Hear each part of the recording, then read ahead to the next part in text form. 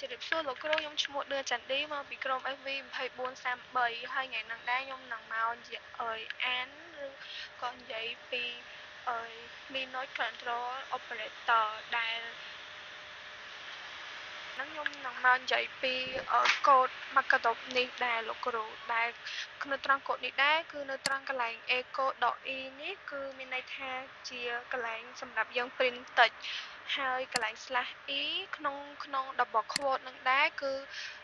ហើយត្រង់ double quote នឹងដែរគឺជាកន្លែងដាក់ពណ៌ទៅឲ្យ text របស់យើងនឹងដែលពណ៌វាគឺកូដ1/33 អ៊ំមានន័យថាវាជាពណ៌លឿងហើយបន្ទាប់មកទៀតកន្លែងនេះគឺ system info ហ្នឹងគឺជាកន្លែងសម្រាប់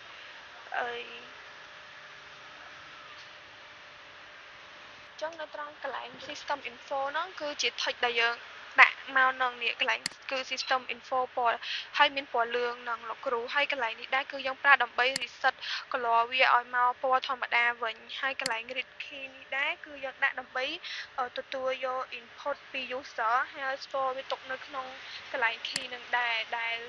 នៅក្នុង key ហ្នឹងវាមាន RAM មាន CPU មាន HDD មាន net មាន time ហើយនឹងក្រៅពីពាក្យទាំង4ទាំង5ហ្នឹងលោកគ្រូអញ្ចឹងនៅត្រង់កន្លែងហ្នឹងដែរវាមានន័យថា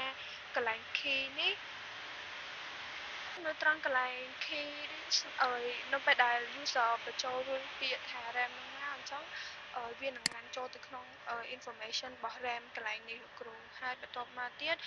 កន្លែងនេះដែរបើសិនជា user បញ្ចូល CPU វានឹង load information ចូលទៅក្នុង information របស់ CPU ហើយ HDD នេះក៏ដូចគ្នាដែរហើយ net ក៏អញ្ចឹងដែរលោកគ្រូហើយបន្ទាប់ time ក៏ដូចគ្នាហើយបន្ទាប់មកបើសិនជា user ប្រើពាក្យក្រៅពីនោះគឺឲ្យវា load ជា command not found កន្លែងហ្នឹងខ្ញុំនឹងធ្វើការ run សាកtest មើលដែរលោកគ្រូ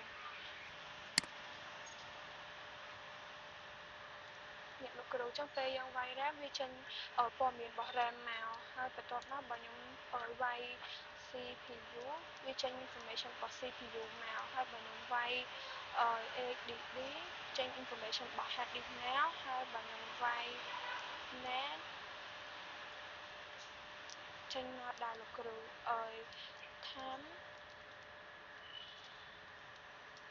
ដូចគ្នាហើយបើក្រៅពីនោះគឺវានឹងចេញ command not found